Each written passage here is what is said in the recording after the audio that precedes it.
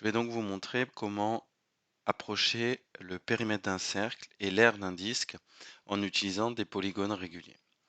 Donc pour cette construction, on va déjà se séparer de la grille et des axes puisqu'on a uniquement besoin d'une page blanche. Donc je peux refermer cette option-là.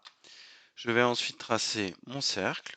Donc je place le centre au hasard, le rayon aussi. Donc je clique une deuxième fois. Voilà, j'ai utilisé bien sûr l'icône cercle centre point. Une fois que j'ai créé mon cercle, je vais créer un curseur. Donc curseur, ce qui va me permettre en fait de changer les différentes valeurs pour construire mes différents polygones réguliers. Donc là j'ai un curseur, son nom ça va être A. Pour l'instant la valeur de A ça va être 1. Et ici, on peut voir qu'on peut fixer les intervalles. Donc le minimum de mon curseur, ça va être 3, puisque le plus petit polygone régulier, c'est un triangle, donc 3 points, 3 côtés. Et on va aller jusqu'à un polygone régulier à 30 côtés. Je vais aussi lui dire de combien en combien il faut qu'il se déplace. Donc ici 1, donc ça veut dire quoi? Ça veut dire tout simplement qu'il va partir de 3 et quand je vais le faire bouger, il va passer à 4, puis 5, puis 6. Donc en fait, c'est pour avoir uniquement les nombres entiers. J'aurais pu sélectionner aussi cette option, ça aurait été rempli directement.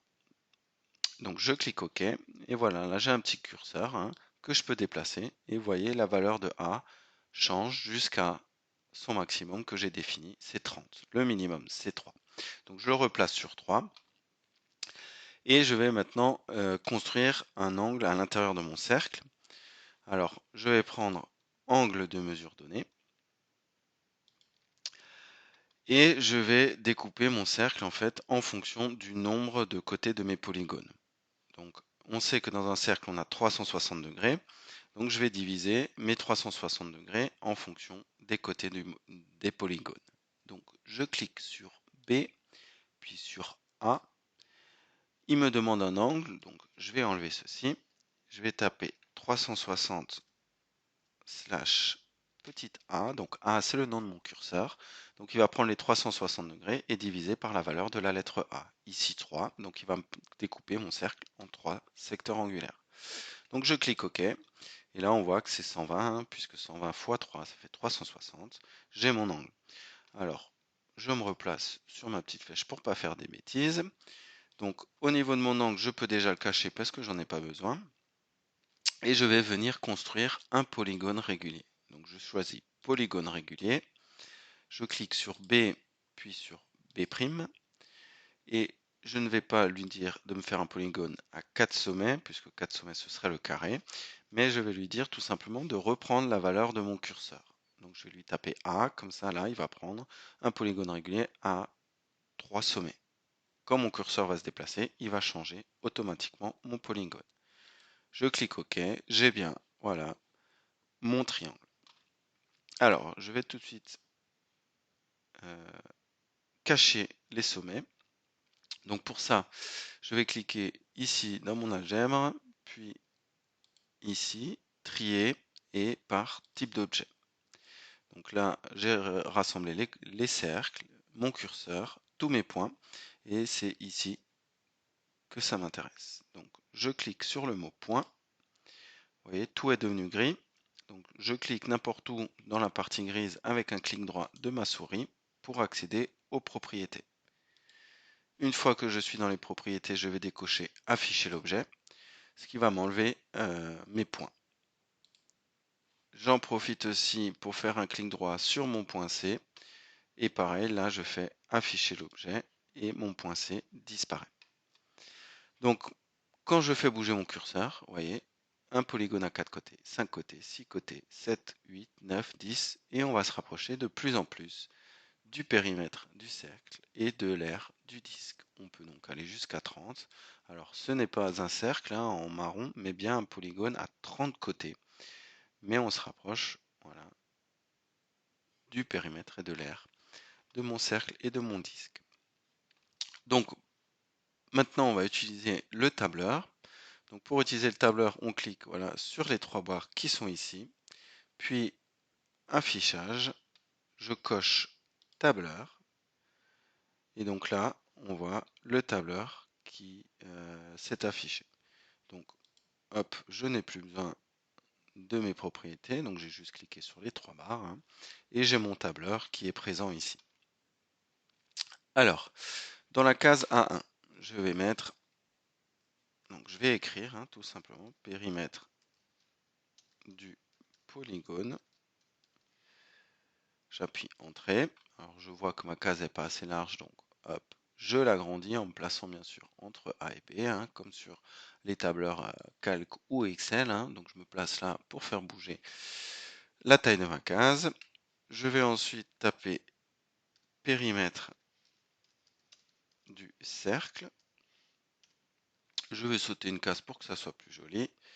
R du polygone et R du cercle. Voilà, donc ça c'est juste de l'écriture. Hein. Et maintenant, on va demander à GeoGebra les différents périmètres. Donc pour le périmètre du polygone, il faut savoir que notre polygone qu'on a construit, il s'appelle poly 1. Donc je vais taper ici, donc égal, hein, je commence par égal, c'est important parce que je vais lui demander de me calculer. Donc périmètre, voilà, je réécris périmètre, j'ouvre une parenthèse, donc sans espace, hein, poly en minuscule, 1, je ferme la parenthèse, j'appuie Entrée, et voilà, j'ai le périmètre de mon polygone. Donc là, mon triangle fait 14,42 cm de périmètre. Je vais lui demander de la même manière le périmètre du cercle C, donc je tape périmètre entre parenthèses petit c. Alors pourquoi petit c? Parce que si je regarde dans mon algèbre, mon cercle, il s'appelle petit c. Et je vois que mon cercle a un périmètre de 17,43. Donc pour l'instant, on est encore très loin. Hein, le périmètre du polygone est quand même assez loin du périmètre du cercle. Je reproduis la même chose avec les R. Donc R entre parenthèses poly 1 et égale R entre parenthèses petit c. Voilà, donc là, au niveau de l'air, on est encore plus loin, hein, puisque là, l'aire du polygone, elle est de 10 cm², ici 24,18 pour le cercle. Alors, j'aurais pu même mettre le disque. Je vais tout de suite changer ça, hop, ce sera mieux. R du disque. Voilà. Donc, si je veux un peu plus de place, hein, je peux aussi déplacer ma fenêtre. Donc voilà, donc là on est prêt, hein. On a les périmètres, on a les aires, et il me reste plus qu'à déplacer mon curseur. Donc je vais déplacer, augmenter mon curseur, et je m'aperçois que le périmètre commence à se rapprocher du périmètre du cercle, et l'aire aussi se rapproche de l'aire du disque, puisque on est de plus en plus sur des polygones avec un très grand nombre de côtés. Donc hop, hop, hop, et ça s'approche de plus en plus du périmètre et de l'aire. Donc je vais aller tout de suite jusqu'à 30. Voilà. Donc on s'aperçoit qu'ici on n'est plus très loin, hein, 17,4 pour un périmètre réel de 17,43 et ici une aire de 24 pour mon polygone et l'aire du disque est de 24,18.